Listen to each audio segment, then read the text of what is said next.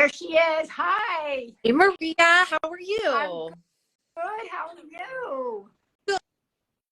So good to see you. You look gorgeous. Oh, well, so do you. I'm such an admirer of yours. Thank Gosh, you.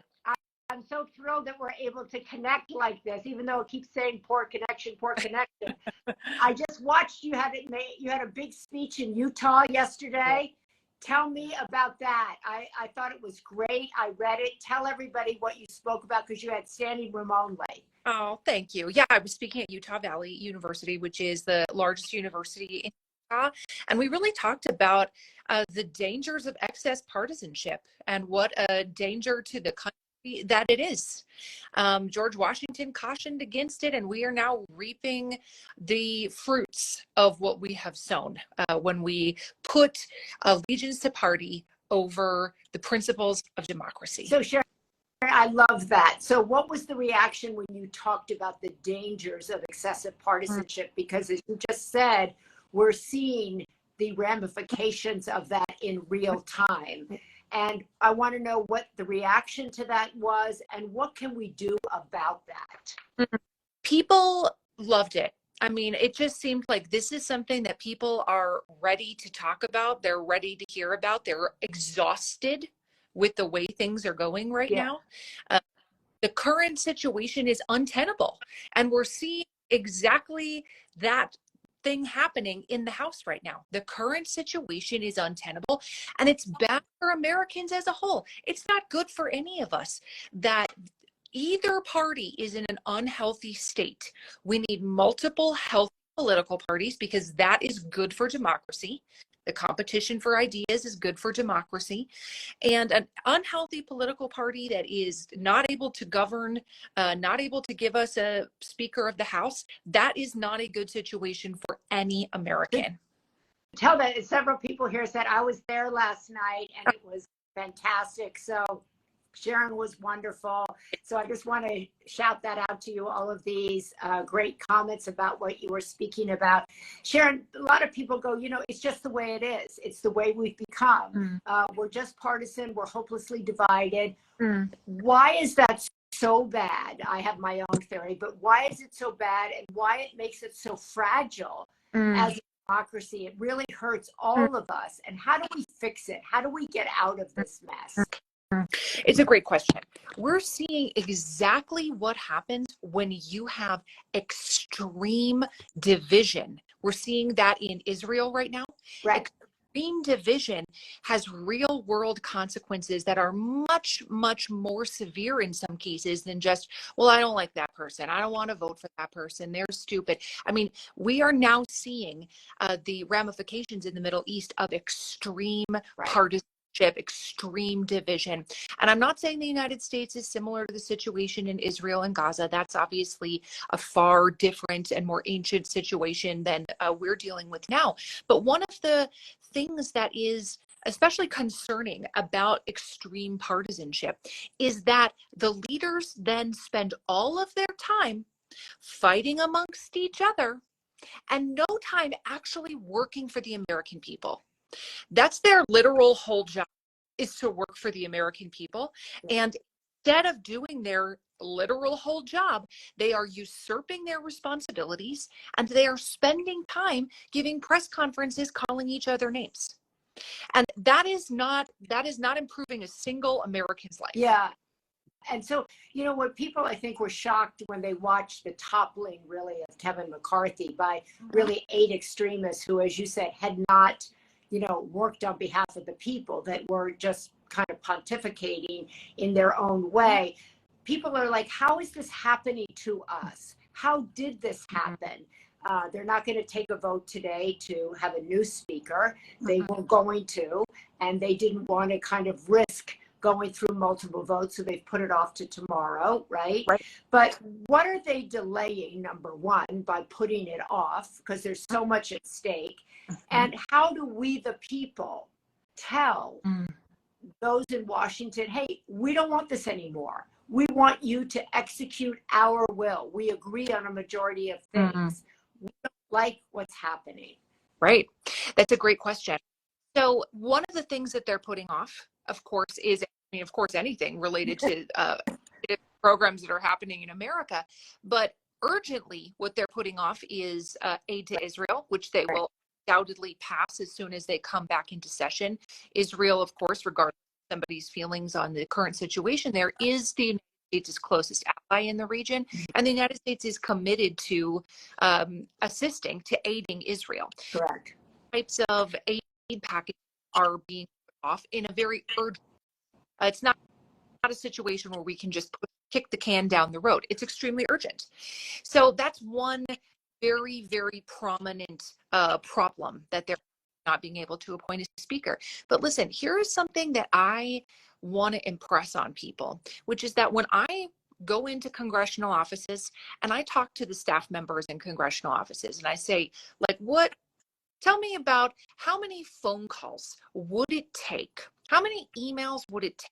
Would it take for this office to sit up and really of something that's going on? What would it take for you to say to your boss, a representative or senator, we have an emergency on our hands here? And invariably, the answers are between 50 and 300 messages is what it would take for that office to feel like they had an emergency on their hands. 50 to 300. I have never heard a number higher than 300. And I've even said, if you're telling me that if you got 300 phone calls or emails in one day on a certain topic, you would consider it an emergency. And I've never heard any answer that's less than, that's more than 300. That is like a number of people that we can get together in the next 2 hours, Maria. That is not that many people. Exactly. Put a lot of pressure on Congress where they are really feeling the heat. So few people actually reach out and contact them that they are not feeling the heat of the American.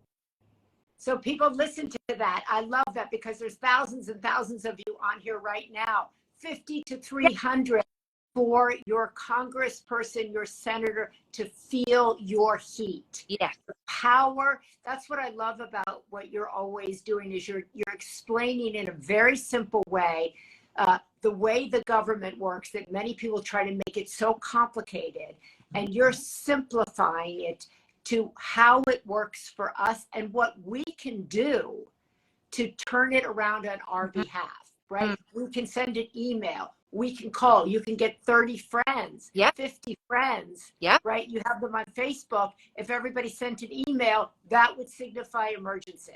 That absolutely. And I even have a post in my feed. The post says how to help prevent a government shutdown. But if you swipe, it gives you the specific tools you need to contact your representatives and senators in Congress. How do you find their email? What do you even say? And one of the things that's very important is that you be polite and to the point. Don't send a 20-page email. Nobody is looking for your PhD dissertation. No one is, that's not going to get read. But it does need to be polite. Polite doesn't necessarily mean that you say things that are, too nice. You can make a point. But if you are mean and rude, it will be discarded. If you're like, y'all bunch of idiots. Sharon, what is polite? Give me an example of polite. Polite is saying, I'm writing because I have serious concerns about the excess partisanship being exhibited in the United States House of Representatives. And then giving an example of why you think it's a bad idea. When the House is spending time fighting amongst themselves, it means that they're not attending to important issues facing Americans and facing the rest of the world. And I would really like to encourage you as your constituent, it's important that you write to your own representatives and not somebody else's. I would really like to encourage you as your constituent to make sure that you are focusing on the issues that matter to our community, to our country, and not on fighting amongst yourselves. And here's one thing that I always say at the end. This is a very important matter, and I will be watching to see if you continue to earn my vote. Oh, I love that. This is an important matter, and I will be watching to see if you will continue to earn my vote. And so that is to the point. It's not like, oh my gosh, hey, if you don't mind, I'm making a point, but I'm also not name calling. I'm not telling people they're idiots. That's not going to produce any effects. Nobody wants to work with somebody who treats them that way. But yet I am trying to clearly communicate what I view the issues as. I love when you were saying yesterday that you spoke in Utah about the extreme partisanship. Do you see, as we go into this presidential election, into more discussion around, is the government going to shut down at Thanksgiving? Are they going to be able to elect a new speaker? Will that speaker be able to work in a bipartisan manner?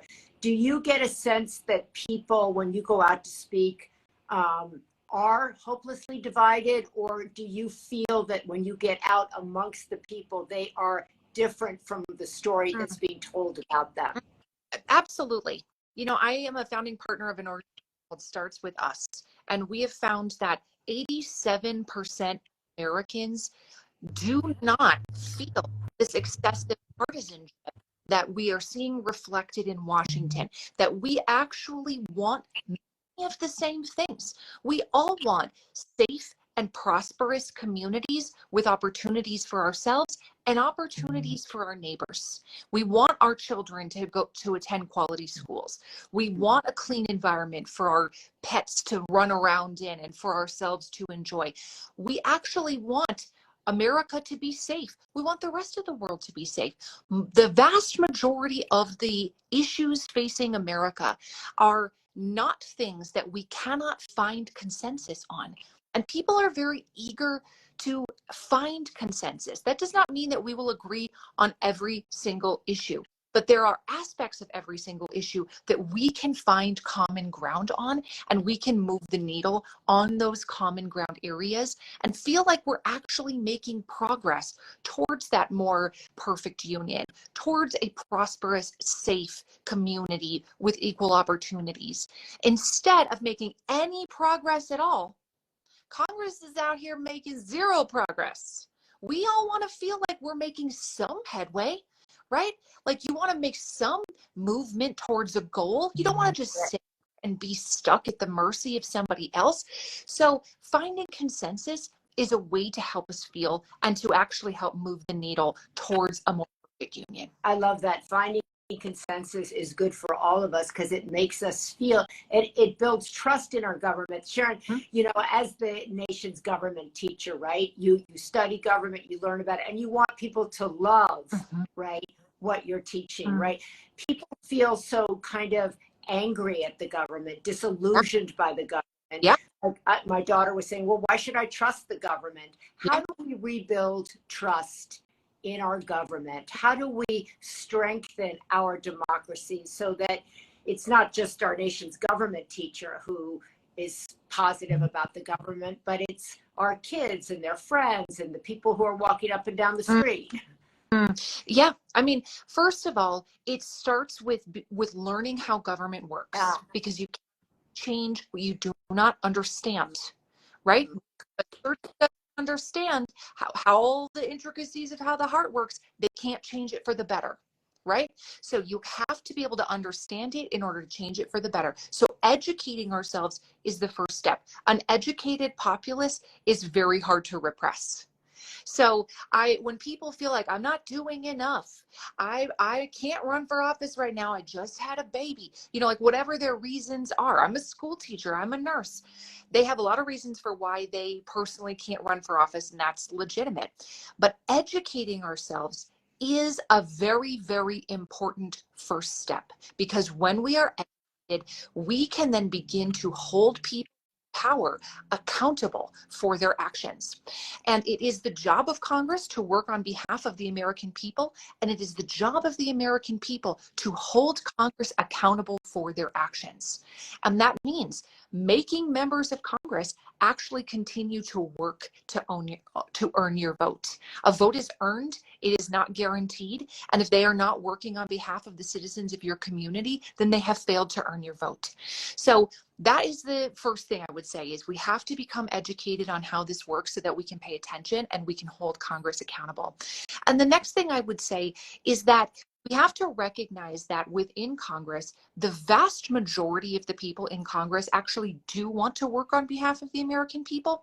And it is small factions of people who are gumming up the works, who are making it so that it is very difficult to actually move that ball down the field. So that is when we think about, okay, what do we have? What are we actually up against here? Not 535 people. We're actually up against a very small number of individuals. And those are people that we can work on. That is a person that we can hold accountable the next time an election happens so that Congress can actually be governable again and actually do work on behalf of the American people. But this is the other last thing I would say, Maria, that we cannot allow ourselves to be paralyzed by fatigue. We cannot allow ourselves, it's fine to rest if you need it, but you cannot just give up. The antidote to despair is action. You are never going to get out of a despairing feeling by sitting around and just feeling more despair. So we have to actually do something. And there's a variety of ways that people can get involved in making government more efficient, making it better, making it more responsive. And all of those things are needed and necessary. It's our job to hold Congress accountable. And it is our job. We have a very important job in this democracy. We think of democracy as Congress and the president. No. This democracy belongs to us. The Constitution doesn't belong to the government. It belongs to we, the people of the United States. Right. So we have an important job to do here as well. I love that. I love understanding, informing yourself. So that means not sitting on the sidelines and just complaining or pointing fingers. It's educating ourselves and our families about the government that is our government. That's the point of a democracy. It's about sending an email, making a phone call, getting involved, letting your voice be heard, right? Not giving up. That I read this great quote the other day. I think it was from Heather Cox Richardson, who was saying, you know, that screaming that you hear in Washington, that's about your life, right? Your life is what is at stake with these votes. Your life from at the local level to the state level to the federal level, that's what's at stake. Yeah. Do you find, Sharon, that people know about civics? You know, I remember when I was in school, you know, eons ago, right? It was really important. Civics was really important. Public service was, you know, the kind of gold standard. But I don't hear young people today, or maybe I'm just like not hearing the right thing, but talking about civics, talking about the way that the government works, or being interested in that. I do see young people stepping up to vote on certain issues now. I think it's particularly in certain states about issues that they feel very strongly about, which I think is fantastic. But is there an interest in civics? Is there an interest in, like, this is my government and I want to make it work? Well, there's certainly a governor community. I would say this community is very interested in this topic and very interested in making a positive change. I have a son who's in college, and he's a political science major. He had a congressional internship over the summer, and so he has now seen all of the inner workings of government and wants to go into some kind of public service. And I would say that among his children, they are actually quite well informed because the information is at their fingertips. This is one of the challenges, though. There is a difference between problem identification and problem solving. And I think Jen is excellent at identifying problems. They can pick out an inequity a mile away. It is not fair that there is not wheelchair ramp at this entrance to this college and that person has to drive a mile around the other side of the college. That is not equitable. They can pick out an inequity or identify a problem a mile away in ways that perhaps previous generations were very myopic about, of like, I don't have a problem. This generation sees the problem. They know what it is. And now we need to give them the tools and galvanize them to actually do something about it. I'm actually tremendously optimistic about Gen Z. I love Gen Z. I think that with a little bit of, you know, trial by fire, a little refining, that we are going to see Gen Z step up to the plate in really big ways in the next 15 years. How do you make sense, Sharon, of this particular moment in our country? How do you describe this moment in comparison to previous moments? Are we in a defining moment? Are we in a divisive moment? Are we in a hopeful moment? Mm. I mean, this is absolutely, these last few years have been defining moments. And we are absolutely in a defining moment for America's democracy. And, you know, when I talk to people like Heather Cox Richardson, I know you recently spoke to her too. I love her, by the way. We've had this conversation before. What will historians about this time period? Yeah. And I because she's always looking at everything with through the lens of a historian. What will historians say?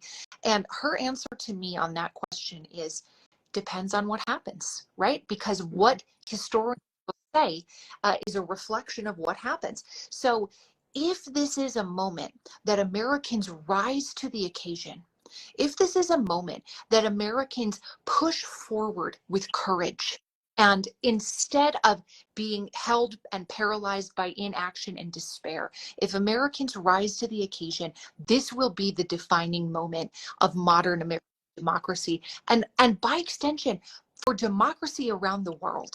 This will be America's moment to be a citizen that the rest of the world can look at and be like, boy, it was close, but they turned that around. And what I am hopeful will happen. I am hopeful for that Gen Z sees how difficult, how fraught this situation is. Gen Z has a good understanding of what the principles of democracy are. And that is a topic that I think some of my followers are sick of hearing me talk about, but I do not care. I keep talking about it. We all need to hide in our hearts the principles of democracy, because when we step into a battle, or when we are out in the community, we are then able to compare our choices and our actions to what things uphold the principles of democracy and which ones harm. And until we can all get our arms around that this is where this fragile moment comes into play. That this is what makes this moment fragile, is not too few people understand the principles of democracy and why they are important. So what Sharon just said, which I think is, you just said this is a defining moment, but also a fragile moment. Those two things, defining if we rise up, That's right. defining if we turn it around or, you know, raise it up, but fragile because if we don't, Yes, that's right.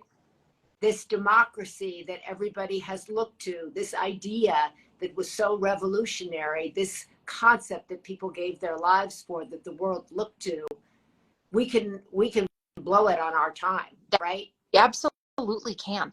And that is why this is not a moment to sit back and be like, it will all work out. That is how democracies die. Democracies die when the citizens fail to see the peril in the road ahead and fail to divert from the path that they are on. They fail to elect leaders who have strong commitment to democracy. They accept and tolerate authoritarian ideas. They become accustomed to them. And then they begin to accept and tolerate more and more and more.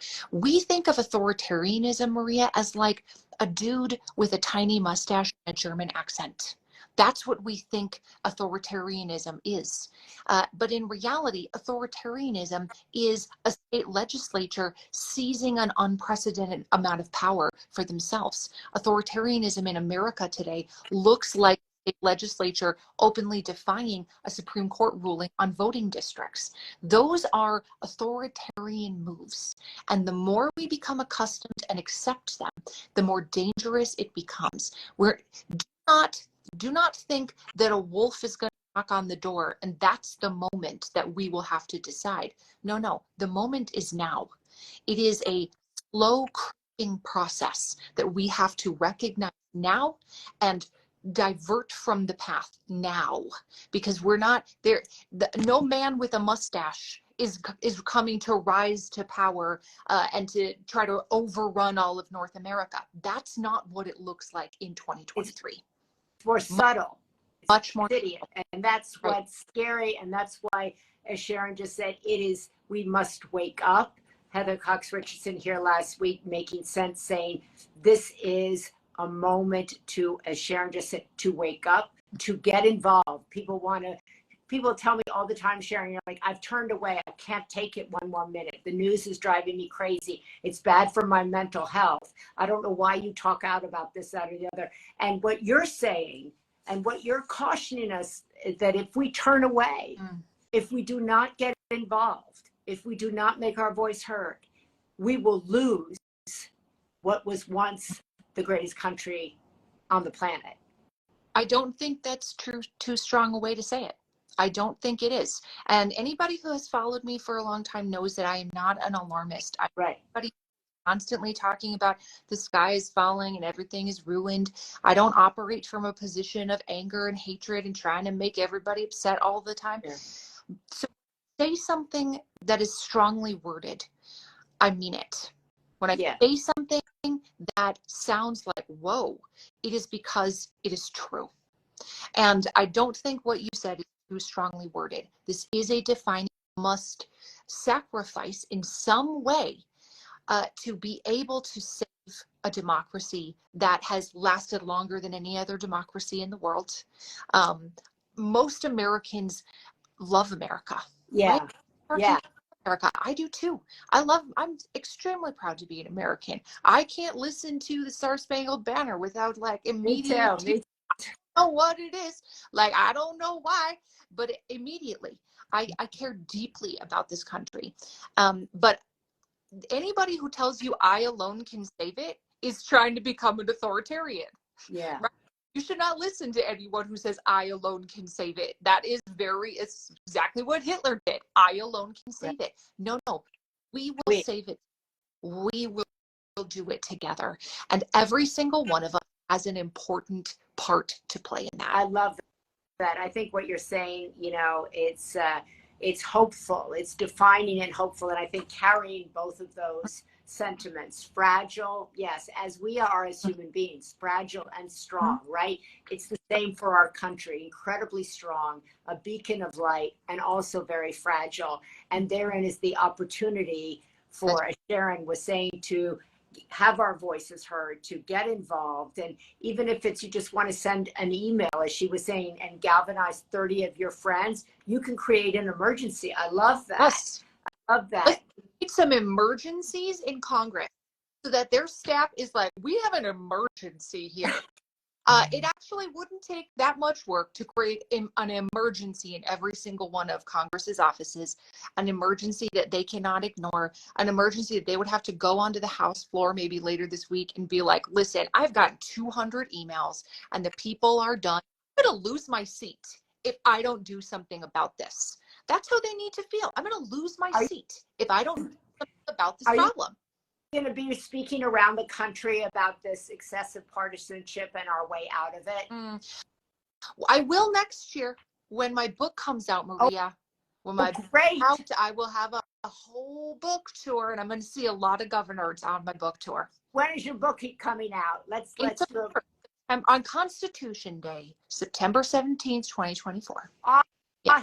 So there we are. We're going to have a ramp up to Sharon's book, right? That's perfect timing, right? For you to remind us in that window of a presidential election, right? About our government, about our role, about the power of we the people. I love that. And I love everything that you're doing. I was reading this, we are here to make an enormous difference, not just in our city or our state, but in the world. I really want people to leave with a sense of empowerment, a sense of hope that what they're doing matters. And I love that because Sharon is so inspiring and empowering, and also gives us the responsibility at the same time, right? You say, look, you can make a difference. You're here to make a difference. Here it is. And I love what you're doing, Maria. Thank you so much for everything that you do to give us moments of clarity and moments of hope and moments of joy and to think about. And what you're doing is so needed and important in the world. Thank you. Well, thank you. The two of us together, I hope we can continue to make I would sense. I'd love to have these conversations because this has been fantastic. I've watched these comments and thousands of people joined us today. We'll put this back up in the Sunday paper. I love that so many people joined here and said how sassy Sharon a couple of times. We need you, Sharon. She's coming out strong. I love that because I really want to use this platform as you do to inspire people, to empower them, to wake them up and remind them, right, that the role of government, the future of our country does not rest in the hands of people in Washington. It's in our hands, and each and every one of us has tremendous power. I think you always talk about that, and I was certainly raised that way, and I try to always say that to everybody who's like, I'm tired. I'm like, no, don't get tired now. That's right. It's okay to rest, but you cannot stay there and you cannot give up. Okay, Sharon says it's okay to rest. Yeah. Sharon says you can follow her on Instagram. Her book is coming out in September. She made a lot of sense to me here today. I want to thank you so much and congratulate you on what you're doing. God bless you. Thank you, Marie. Keep it up. Thank you so much. And thank you to all of you for joining us. As I said, you can follow her on her Instagram. So many millions do already. And the more, the better for our country, because she has tools on there, as she said, about how to write a polite email. Don't put your whole life story in there. Make it short, sweet, and polite and to the point. That's right. Make them earn your vote. Thank you, Sharon. God bless you. I'll see you Take soon. care. All right, Thank bye. you, everybody. Thank you.